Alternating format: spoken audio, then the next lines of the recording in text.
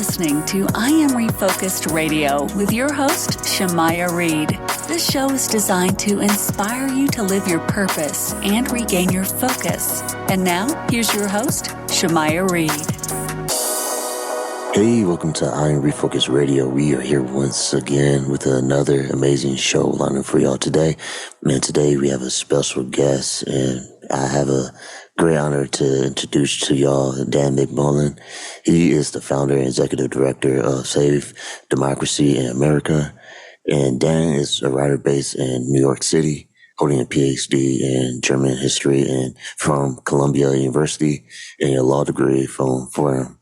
He has worked as a book editor, history professor, and a prosecuting attorney. In 2014, Dan published an acclaimed book, How Could This Happen? Explaining the Holocaust, which explores the reasons behind the Holocaust in an engaging journalistic style. Leaving his job at Brooklyn's DA's office, Dan became a writer and later established Save Democracy in America to advocate for direct political action. We're going to learn a lot from Dan today. But first and foremost, I want to welcome him to the show and say, how you doing, sir? I'm doing great, Shamaya. Thank you so much for that gracious introduction. It's really good to be with you. Man, I appreciate you taking your time, man, because I know you're traveling as well, doing big things. So I appreciate you taking time to talk to us, I appreciate you giving me the chance to get our ideas before the American people, because I think what we have ultimately is some good news about politics, which is pretty hard to find these days. Right. Yeah. And speaking of that, let's start out kind of explain to people what is Save Democracy in America, because people can go to the website savedemocracyinamerica.org, but kind of give us a little backstory how this was formed. So it actually started while I was finishing up my book on the Holocaust. I started researching and writing what I was planning to be a book about the problem of money in politics, because with elections, I mean, this was already a problem back in the late 1980s, but it really has escalated dramatically in the last 10, 12 years. Basically, our government is for sale to high-dollar campaign donors, and this is not government by the people. Elections have got so expensive that fundraising, especially for a politician who holds federal office, like in the Congress or the White House, fundraising is arguably the most important part of their jobs, what they really most have to be good at.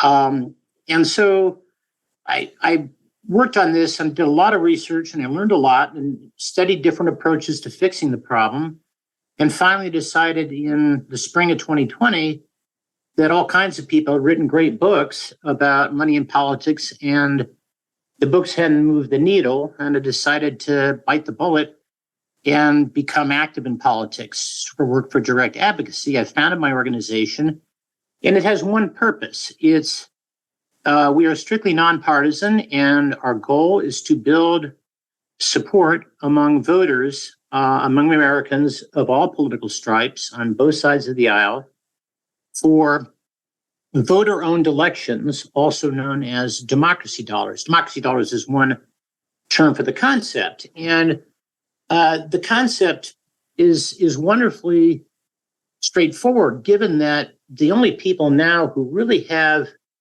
any influence in Washington anymore are, heavy campaign donors. We need to make ourselves the donors. And so the way this would work in practice is that for every 2-year federal election cycle, the government would give every registered voter an online account of campaign cash.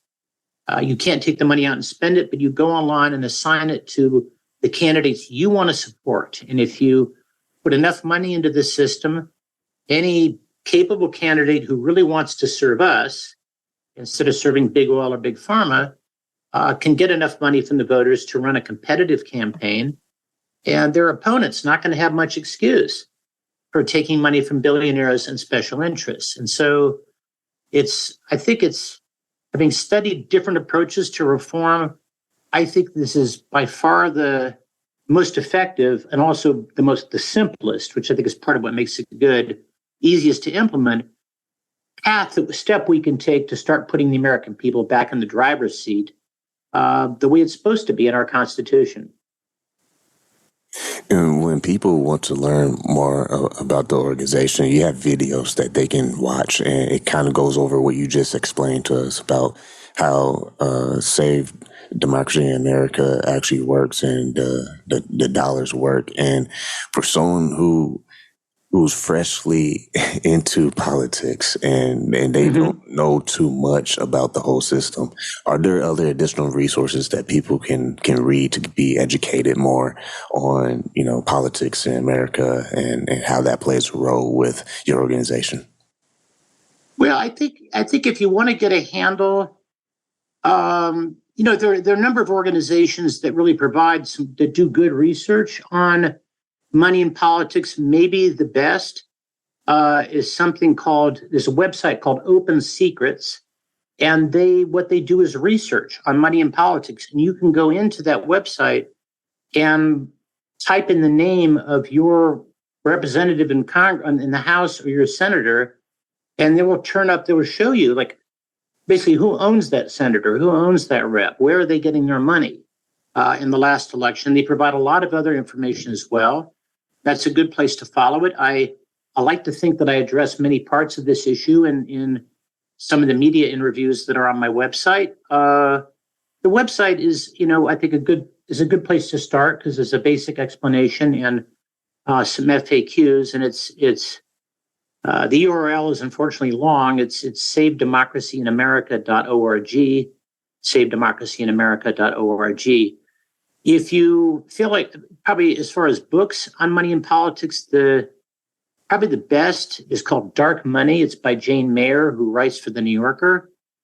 And it's about the Koch brothers, which are these two, one of them has now passed away, two sort of oil and gas billionaires who have this whole secretive network of donors whose names they were able to keep from the public, and to have an enormous amount of influence in our politics. And that's probably the best single book written about money in politics, and it reads like a novel. It's a terrific read.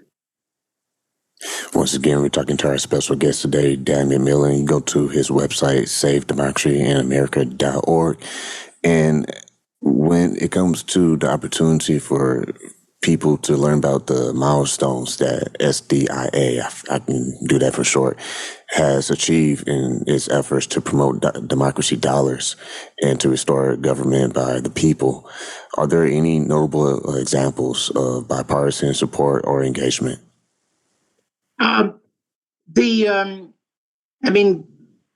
Office holders of either party really can't lead on this issue because they're all too dependent on their donors. But this concept has already been established for city elections, for municipal elections in Seattle. Was first used in 2017 and has been used very effectively. There was also by ballot initiative, it was passed in Oakland, California last fall. Those are, I guess, the two sort of most concrete wins that we managed to notch. I'm currently partnering with a great organization in New Hampshire called Open Democracy, and we're working together to promote not only a bill for voter-owned elections, or democracy dollars, as we call them, for state elections in New Hampshire, but also to promote the federal system, which has been my main focus.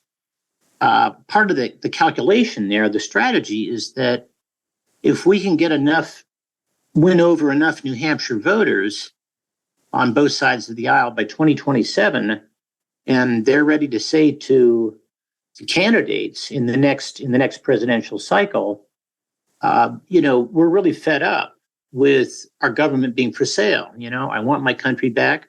I want voter-owned elections. I want to say, if enough, voters in New Hampshire are saying that, then the national media are going to have to talk about it, and the candidates are going to have to talk about it. One of the obstacles we face is that, the candidates don't want to talk about the fact that they have to sell themselves to all these campaign donors. It's not a winning slogan at election time. You don't say to the voters when you're running for office, look, folks, I'll do my best to get you some crumbs from the table, but, my donors come first. Those are the people I take care of. And for the national media, political advertising is such a big profit center. So, I would say that our movement, our effort is still in an early stage. On the other hand, we've notched these 2, wins in cities. Also, we have proof of concept. It's been tested in Seattle through several election cycles, and it's worked very well. It was part of an election reform bill in Minnesota this term, but they ended up stripping it out of the bill. I'm optimistic about our effort in New Hampshire this year. I think already for this presidential primary, we may be able to build enough support to really start getting the word out more effectively. And for the individual that's listening to this right now and listening to your voice, what's some of the specific actions that they can take on themselves to not just support the mission of SDIA, but also just spread the news to other individuals who can benefit from that information? Shemaiah, I think you put your finger on it exactly, is to spread the word, is to, if what I'm saying makes sense to you, or at least is interesting enough to check it out, go to our website. There's a couple of short videos that kind of repeat what I've said here that explain the concept, and then share the videos or our website, on your social media accounts, and also more directly, email them to friends of yours and talks to friends, to relatives, to coworkers about this. Because, the idea itself, we're pretty sure that the idea itself is kind of a winner, because we feel that, well, not just feel, I think it's it seems clear to me at least, that the American people on both sides of the aisle, Americans have been pretty fed up for a long time with politics. I think most of us feel our government doesn't represent us, doesn't serve us. Americans have been saying they want change for quite some time. But no one in politics, no one in Washington has shown us how we get to change, because what we most need to change is money in politics. And they're all trapped in that system. They're too dependent on their donors. So I think that the idea itself there's two things about it that I think are really make it a winner politically. One is just simplicity, that it's common sense. Whoever pays the piper calls the tune. If we, the people, want to call the tune in Washington and in the State House, we got to pay the piper. We got to, fund the system that pays for election campaigns. And the other is the way that this system directly empowers each and every voter. I mean, right now, one of the things that I keep encountering is so many Americans who just feel no one's listening in Washington. They feel powerless. They're discouraged. And understandably, because you go to the polls and vote, and it still makes sense to vote. Your vote has some impact, but it doesn't count for anywhere near as much as it should, because ultimately the donors really determine what happens after the vote. They steal a lot of the value of your vote. And this way, what we're saying is, look, money is power in American politics. So that being the case, here is your $100 of power in a presidential year. Use as you see fit. And candidates are going to have to come to you, not just to ask you for your vote, but they're going to have to ask you for something they need a lot more than your vote. And that is the campaign cash, without which they can't run a credible campaign. They can't ask anyone for their vote. So anyway, I'm taking a little too long to get to the point. But what I guess I'm saying is that I think we've got an idea that's a winner, that speaks to, every American, most Americans' discontent. It's an idea that we're getting support on both sides of the aisle. This is not really this is beyond party. This is about government by the people, which is one of the ideals that our country is supposed to stand for. And what we need is validation. What we need is for people, people in our audience, listen to this. to help us overcome that feeling that so many Americans have that we're defeated, that we're powerless, that the system is too corrupt to fix. And so the thing is, I go on radio, Shemaiah, I go on television sometimes, I speak in person, I make my best case. I try to be persuasive, and I believe in this very passionately. But the people in our audience, they don't know me from Adam. But I say to everyone in the audience, if this idea makes sense to you and you're willing to tell the people who know you and trust you that you think this is a good idea, or at least that our website is worth checking out, that it's interesting enough to check out, well, the message that I'm delivering about how we get money out of politics is 100 times more powerful to those people coming from you than it's ever going to be coming from me.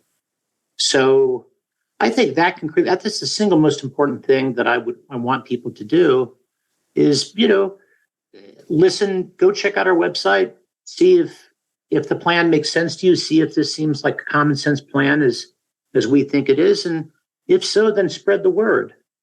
And I think I think so many Americans are so pessimistic, and a lot of people feel beaten down by politics. I feel like we've got a message of unity, that we're all Americans, we're all in this together. We're all getting stiffed by the political system. We're all being not represented by our government. And again, this is kind of about one of the ideals that, for me, the country is always supposed to stand for, government by the people. So I'm sorry, I've been going on so long, I haven't let you get a word in edgewise. No, you're perfect, man. This is perfect. And by the way, listen to Refocused Radio, talking to the founder and executive director of Save Democracy in America, Dan McMillan. You can go to the website, savedemocracyinamerica.org. And you mentioned the system, and yeah, I think that's a great point, because when you look at the candidates who are running for office, in what ways do you think that democracy dollars would affect how they run their strategy in running for office? Well, I think a couple of things. One is they start listening to us instead of to these high dollar donors. In a way, they're going to keep listening to their donors, but right now they listen to this small minority of Americans who can give money in big bulk. But when you get the system that we propose, vote where basically the voters own the elections, then they're going to have to start reaching out to the voters, listening to the voters. Right now, we're just kind of a necessary evil. We're a nuisance to them. They need our votes to get into office, but what the people who really count are their donors. But when we become the donors, then we count. And then I think we get a second thing, we get candidates who are more interested in serving us. I think we get a better quality candidates. Right now, you almost have to be a millionaire to run for Congress, and that's a narrow talent pool. But with this, with voter-owned elections, with democracy dollars system, all kinds of people can, of many different walks of life, can. You don't need to be a millionaire to have seed money for your campaign. If you've got a good idea and you communicate well and you've got the gumption to lead, you can knock on some doors, start getting some of this money, and we can start seeing, we can see school teachers or police officers or school principals or, nurses, sort of have a Congress and have state legislatures that are more representative of the whole country and in different communities of our country. And that's also makes it more representative. I think the other thing is that with this system, it'll become possible to get things done in Washington again. And what I mean by that is right now, we got a system where, because the hunger for money is so desperate from these politicians, that for every good idea that anyone's got for fixing the country's problems, there's going to be a group of donors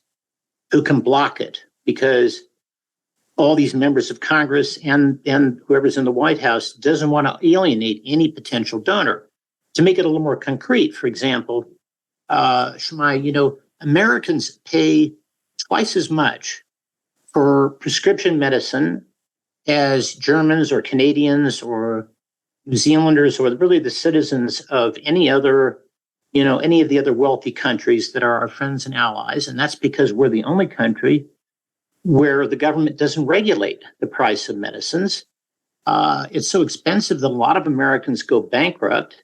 If you're unlucky and you get a certain kind of cancer and there's a new expensive drug that causes $5,000 a month, you can spend yourself into bankruptcy trying to stay alive. In a poll that I saw, and this was 2019, it was before the pandemic, and I'm sure it's worse now, a quarter of Americans said they had not taken some medicine their doctor had prescribed for them in the previous year because they couldn't afford it, which is crazy.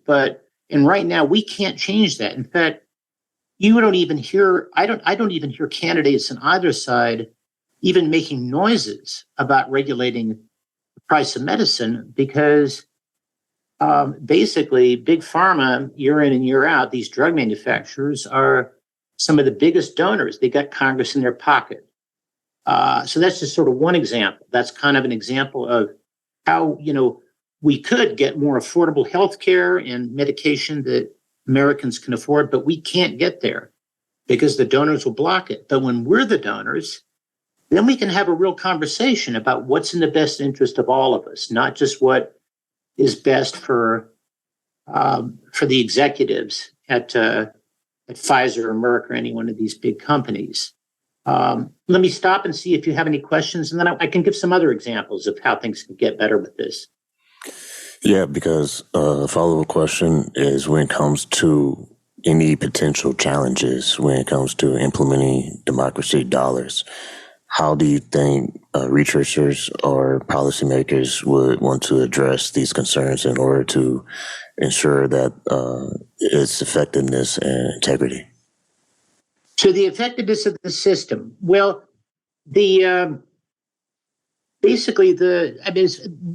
one of the great things about this, I think, is that I think this is going to your question. I think it's almost impossible for the government to mess up, and I think it's impossible for politicians to rig.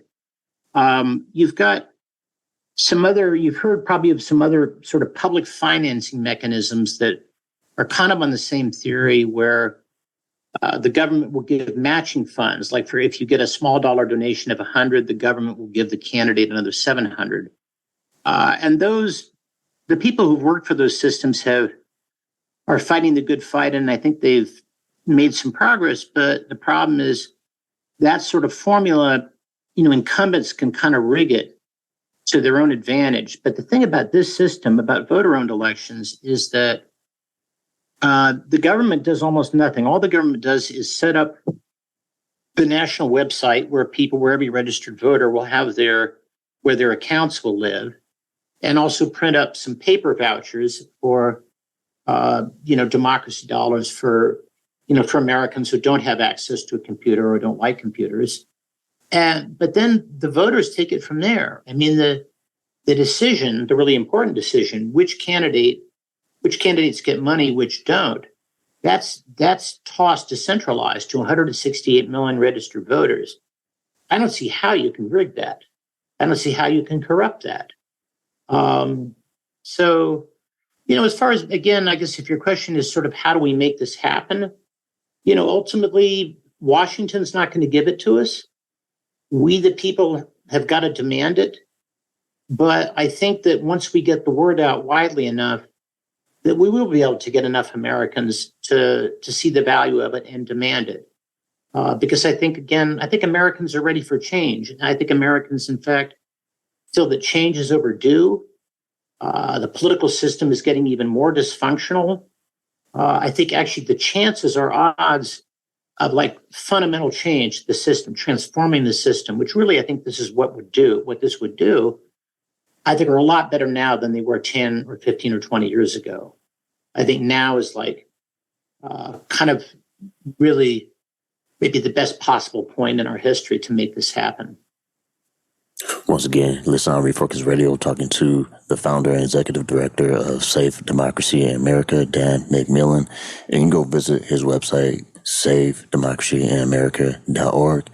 And my final question for you, it kind of ties everything all together full circle. Yes. When looking ahead, what's the long-term goal and aspiration that you have for SDIA and how you envision the future with the influence of empowering people to not just learn more about the political system, but understand that they can use their voice to bring change? I think the future, I see a really bright future for our country, Shemaiah, because I mean, what we're aiming for is that we build enough support to make this reform happen for federal elections, and also along the way, probably we'll notch some state wins and some more local wins before we get to the federal system. Maybe we may get a state system in New Hampshire before we get the federal system, for example.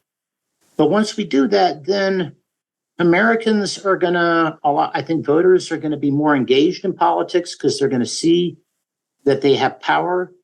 They're going to be better informed. And the thing is, a lot of the people who kind of supposedly run this country, they seem to have forgotten that government by the people works and nothing else does. And you look at periods of our history when the American people really were in the driver's seat, and I'm thinking like, mid 1930s to mid 1960s.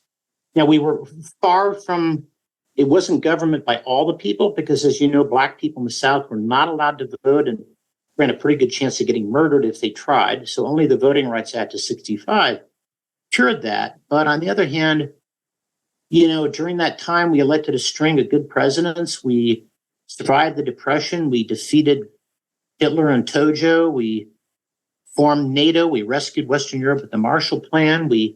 Americans of all colors rallied to Dr. King and his allies and ended segregation and gave Black people a vote back. And so I see, once we put the American people back in the driver's seat, I think the good common sense of the American people will prevail. And I think we're going to be able to solve our problems and go forward to another one of those great periods of history where our country accomplishes important things and is admired around the world. I guess that's the ultimate goal. Well, once again, I want to say thanks to you, Dan McMillan, for the work you're doing. And people can go head over to SaveDemocracyInAmerica.org to learn the best way to get involved. And what call to action would you want our listeners to take?